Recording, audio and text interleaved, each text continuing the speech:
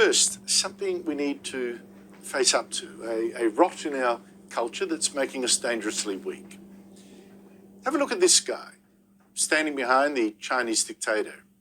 He is Wang Hongning, rarely seen and then usually somewhere back in the shadows somewhere.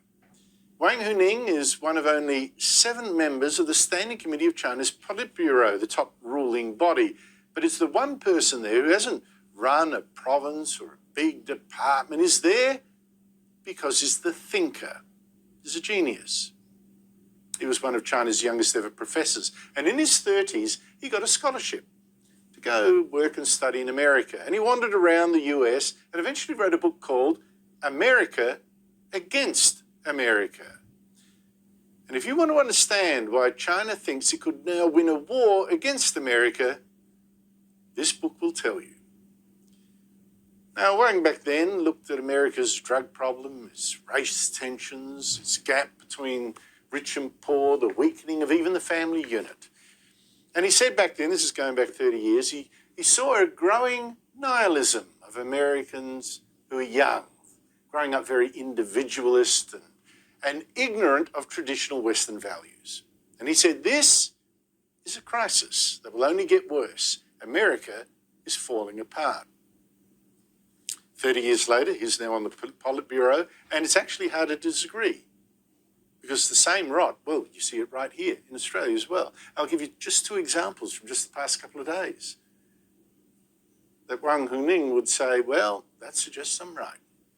1, Melbourne University now wants to hire a gender affirmation officer, salary around $110,000.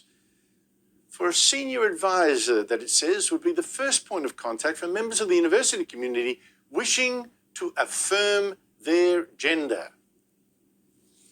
Now, here you have a perfect example of the West's obsession now with ourselves, with how we identify by gender or sexual inclination or race, and how we now even expect the university to spend taxpayers' money to promote a tender self-image.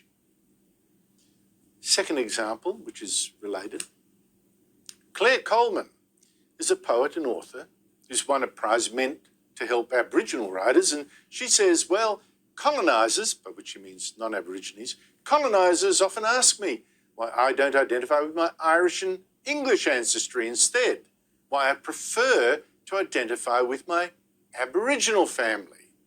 And her answer to that is, if you could identify with the bully or the victim, with the murderers or the family of the murderers, with the genocidal colonisers or the colonised, who would you choose?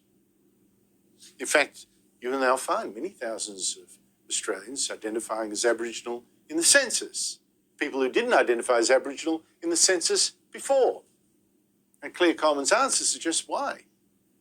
A disgust with their white identity, or with Western civilization, and of course a love of victimhood.